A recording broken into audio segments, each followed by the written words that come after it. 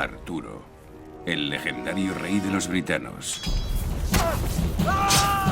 Desde su castillo en Camelot, Arturo y sus caballeros de brillante armadura constituyeron el símbolo fundamental de la caballería y llevaron el honor y la luz a la Edad Oscura. Las leyendas artúricas han sobrevivido porque nos dan un líder fuerte, noble, un líder en el cual podemos confiar. Ciertos arqueólogos e historiadores opinan que su mito puede proporcionarnos pistas sobre la verdadera identidad de Arturo.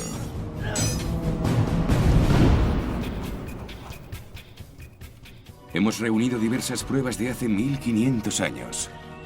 Y por fin descubriremos al héroe británico más desconocido cuando abramos el expediente misterio del rey Arturo.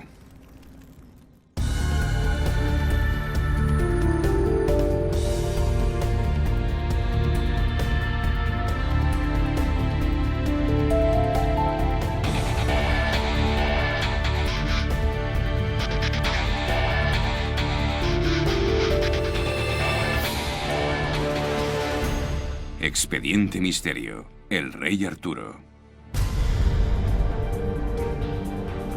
La leyenda del rey Arturo que conocemos hoy fue forjada en un marco increíble, aquí, en la prisión más infame de Inglaterra, la Torre de Londres.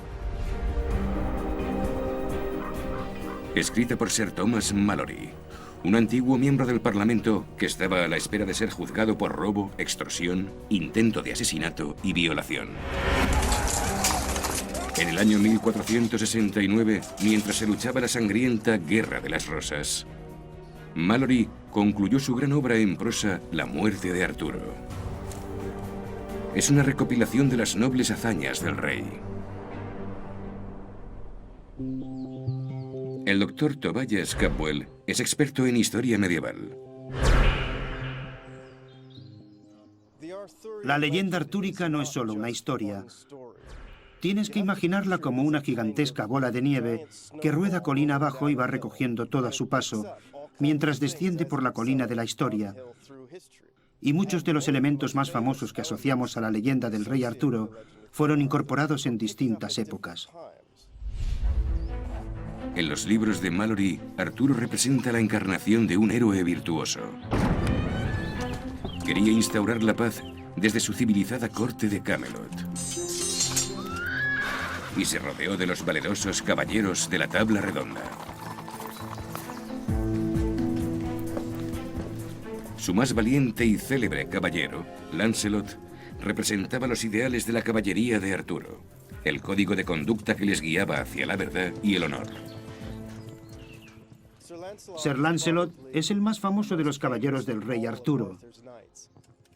Malory se refiere a él en muchas ocasiones como el caballero más grande del mundo.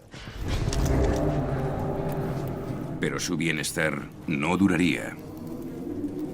Arturo fue traicionado.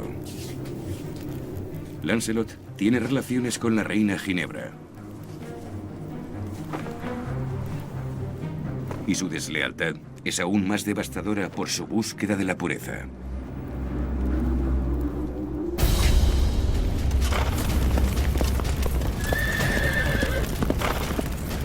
El sueño de Arturo se rompió.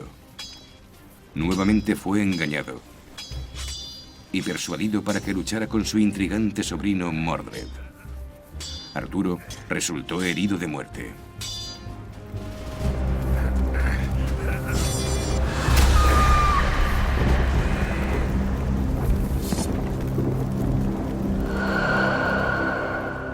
Lo llevaron a la mágica isla de Avalon, y allí duerme el sueño eterno, esperando levantarse cuando la nación necesite un salvador.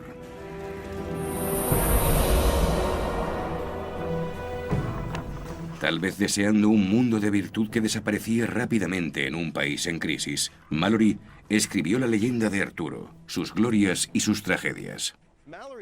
Malory no tuvo que inventar demasiados hechos, pero lo que hizo fue construir un marco o una estructura en la que podía aglutinarlo todo y narrar unos hechos con continuidad. E intentó unir a todos los personajes de las diferentes partes de la historia en una única y gran leyenda.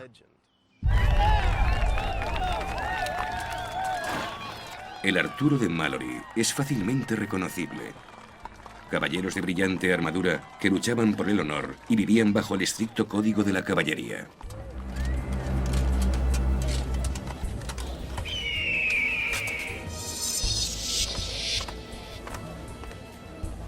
Malory se basó en una gesta deportiva en la que dos caballeros se enfrentan en combate, la justa.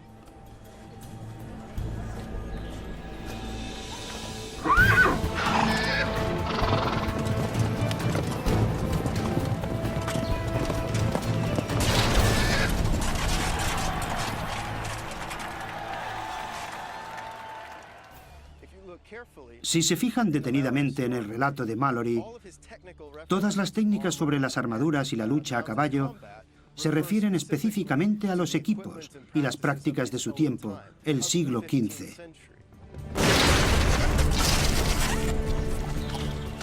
Pero los expertos confirman que el rey Arturo no vivió en el siglo XV.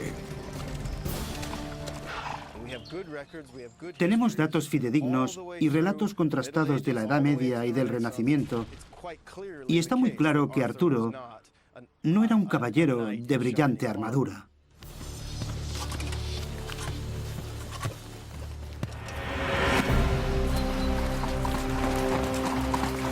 Esta emblemática imagen del caballero vestido de hierro es un adorno que Malory añadió al relato.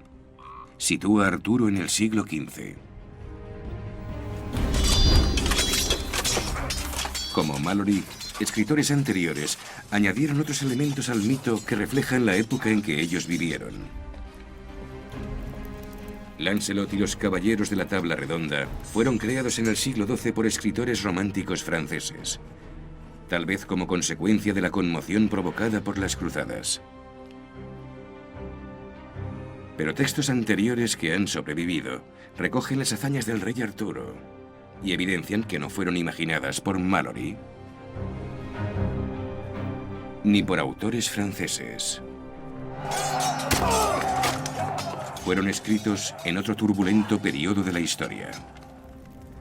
Posiblemente ayuden a descubrir quién pudo ser realmente y cuándo vivió.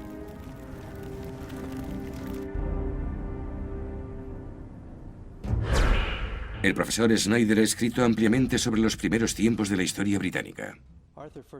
Arturo aparece por primera vez en una obra llamada Historia de los Bretones, escrita en el siglo IX después de Cristo, firmada por un monje de nombre Nennius, que escribió: «Sabemos que Arturo luchaba en aquellos tiempos contra los sajones junto al rey de los bretones y que era el líder del ejército». Luego Nennius sigue describiendo cómo Arturo vence a los sajones en 12 grandes batallas que culminan con la batalla del Monte Badon. Nennius cita también la invasión anglosajona del siglo V y que en Monte Badon tuvo lugar un bien documentado conflicto. Las guerras marcan el comienzo de la Era Oscura, cuando los romanos se retiran y la antigua Britania queda indefensa ante las hordas de las tribus bárbaras que llegan por mar desde lo que hoy es Europa. Las evidencias arqueológicas halladas, que solo conectaban a Arturo con el folclore, parecen confirmar esos datos. En la leyenda, Tintagel, en Cornualles, es un importante territorio artúrico. El arqueólogo Stuart Pryor, de la Universidad de Bristol, ha estudiado los descubrimientos hechos aquí. Las evidencias estaban ocultas, pero hay una colección, una enorme muestra de alfarería, y sabemos que ese material procedía mayormente del norte de África. Se le llama loza roja y se importaba en grandes cantidades, y podemos conectar las primeras importaciones con la época en que sabemos que vivió Arturo. La alfarería hallada en Tintagel data del siglo V. Alguien muy importante estuvo importando esos fantásticos suministros a Tintagel. Curiosamente, los arqueólogos han hallado el mismo tipo de alfarería en otra fortaleza británica, que también está relacionada con Arturo.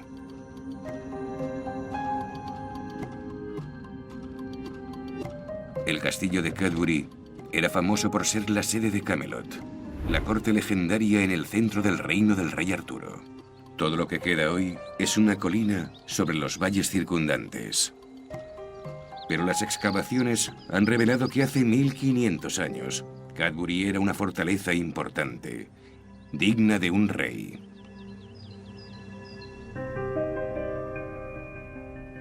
Los muros exteriores tienen 4,80 metros de grosor y una longitud de 1200 metros. Dentro había un cobertizo de madera y en la esquina del sudoeste había una entrada con una calle pavimentada que llevaba a ella.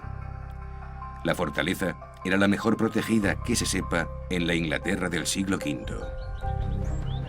Los fragmentos hallados en el interior del patio de Cadbury son iguales que los de la alfarería romana desenterrada en Tintagel. Conectan ambos lugares e indican que la región estaba poblada por comunidades estables y organizadas cuando vivía el rey Arturo. Hay lugares que son mencionados en el mito, en los que hemos encontrado pruebas arqueológicas ligadas a él. Y creo que no solo es la imaginación lo que los une. Los hallazgos arqueológicos coinciden con la época en que Nennius sitúa al rey Arturo, el siglo V. Gran parte del país estaba bajo el ataque de los anglosajones, que entraron en las tierras interiores, arrasando lo que encontraban a su paso.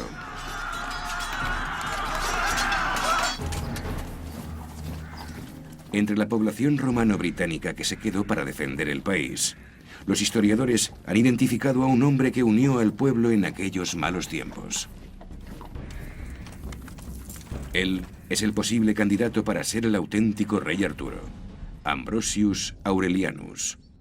El historiador y escritor Geoffrey Ash es experto en la leyenda artúrica. Se trata de un hombre llamado Ambrosius, que aparece durante el siglo V como líder de la resistencia, y de hecho, Arturo es un nombre romano, y la forma galesa es Arturius. Concuerda perfectamente. Las gestas de Ambrosius en la batalla fueron relatadas por un monje llamado Gildas en uno de varios documentos de aquella época que han sobrevivido.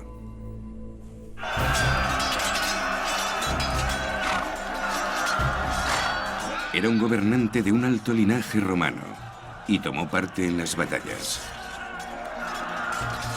Puede que Ambrosius ayude a explicar uno de los elementos importantes en la historia de Arturo, la mágica Excalibur.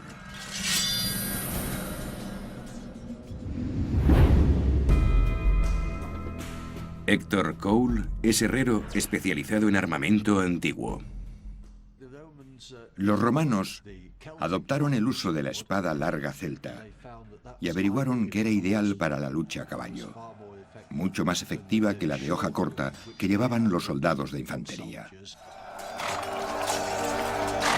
Como oficial de caballería, Ambrosius debía llevar una de esas largas espadas célticas.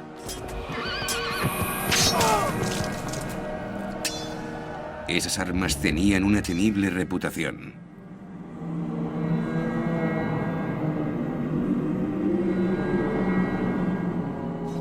La palabra Excalibur es una traducción del francés al galés y significa afilada y resistente. Excalibur era un arma mágica, una espada larga, diría yo. Las mejores espadas de la época romana eran las que hoy llamamos de diseño damasquinado.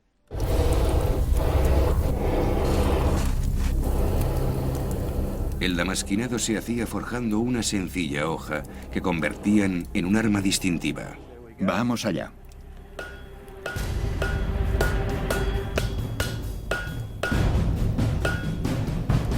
Las barras se doblaban y retorcían. Se golpeaban y se calentaban al rojo muchas veces para eliminar las impurezas y manufacturar hojas de gran resistencia.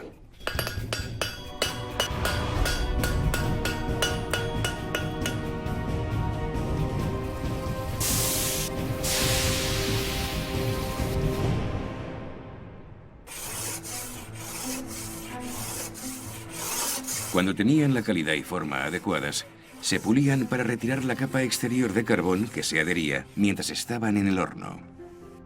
Luego las pulían y las frotaban con un potente ácido para eliminar la última capa de impurezas, revelando el distintivo dibujo de las hojas.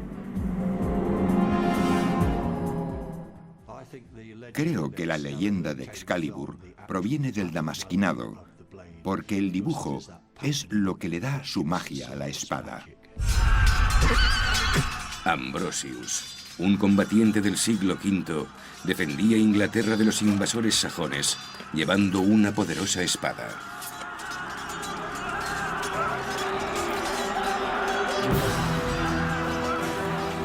Estos son los rasgos característicos del mito, pero los historiadores han establecido detalles importantes de la leyenda del rey Arturo que no concuerdan con Ambrosius. Creo que debemos aceptar que Ambrosius fue una persona importante. Pero yo no creo que tuviera nada que ver. No era rey. No prosperó lo suficiente como para ser Arturo. Y no hay pruebas fehacientes de que fuera un gran líder de los bretones. Aunque algunos historiadores creen que solo Ambrosius puede ser el rey Arturo de la leyenda, hay otros que creen que oculto entre las crónicas del siglo V hay otro personaje que concuerda con los elementos del mito.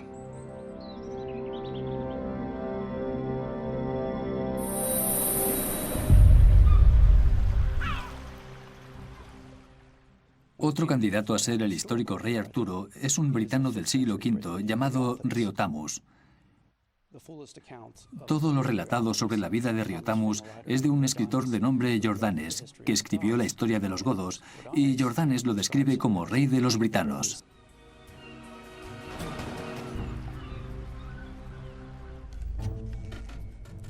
Dice que Roma pidió a Riotamus que le ayudara en sus luchas en Francia. Riotamus acudió con 12.000 hombres. Seguramente desembarcaron en la moderna Bretaña y de allí se dirigieron a Burgundia.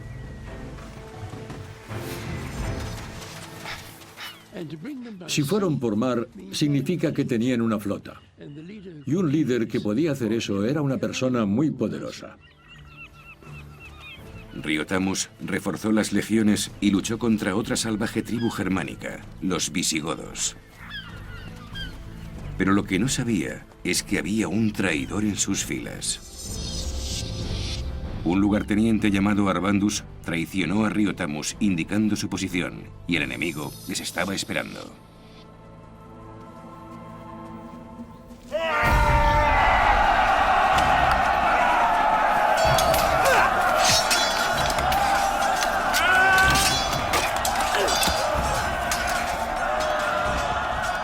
Eurico, el jefe de la milicia y rey de los visigodos, ya había invadido gran parte del Imperio Romano de Occidente. Cogido por sorpresa, Riotamus fue vencido.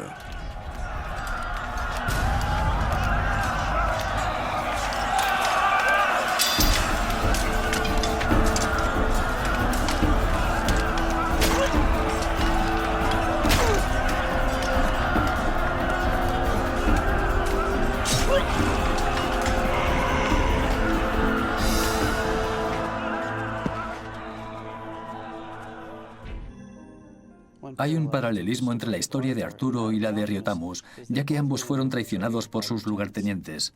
Mordred traicionó a Arturo, y un hombre llamado Arbandus traicionó a Riotamus.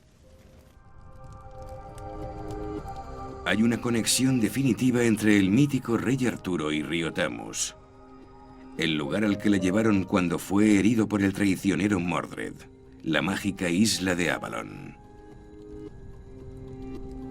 La leyenda dice que Arturo reposa allí, preparado para alzarse y restaurar el país.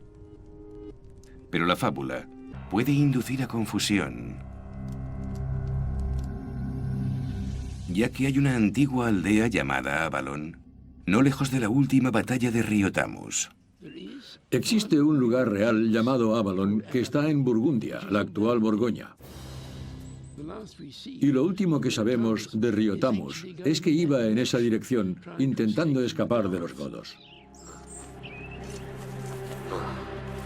Como en el último capítulo de la legendaria vida de Arturo, Riotamus no murió allí, sino que fue herido y como Arturo, fue conducido a Avalon. Es bastante probable que realmente muriera en Avalon y que incluso fuera sepultado allí. Riotamus era rey soberano y líder de la Inglaterra del siglo V, que dirigía un vasto ejército. Era un aliado leal, pero murió traicionado cerca de Avalon. Y en la misma época, hay evidencias de que existió un comandante romano, Ambrosius, que empuñaba una poderosa espada. Él ayudó a liberar a Inglaterra de la tiranía de los anglosajones.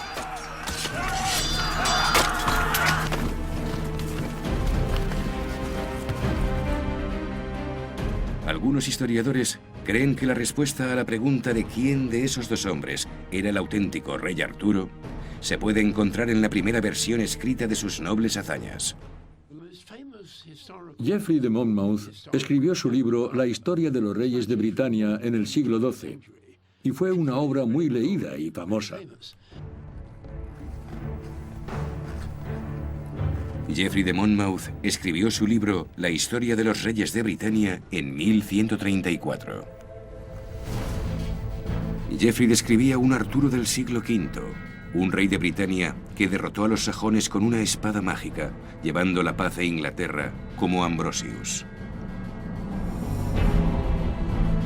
Pero también dice que este luchó en Francia, cerca de otro lugar llamado Avalon, como Riotamus. Es el punto de partida para el mito artúrico.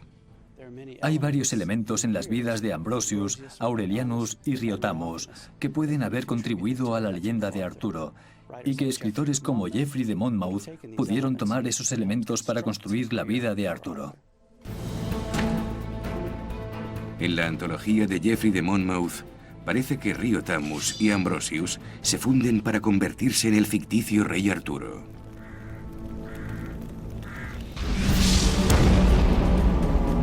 Este mítico Arturo se fue convirtiendo gradualmente en la legendaria figura que aceptó la forma de vida de lealtad y moral de los caballeros que vivían en el mundo perfecto de Camelot, y que finalmente fue traicionado por aquellos en quien más confiaba.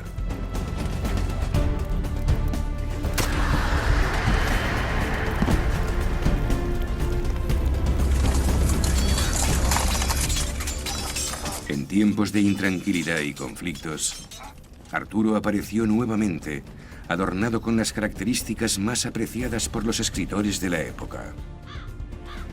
El mito artúrico continuará siendo reinventado. Un héroe para nuestro cambiante mundo, pero sus raíces históricas pueden haber sido halladas finalmente.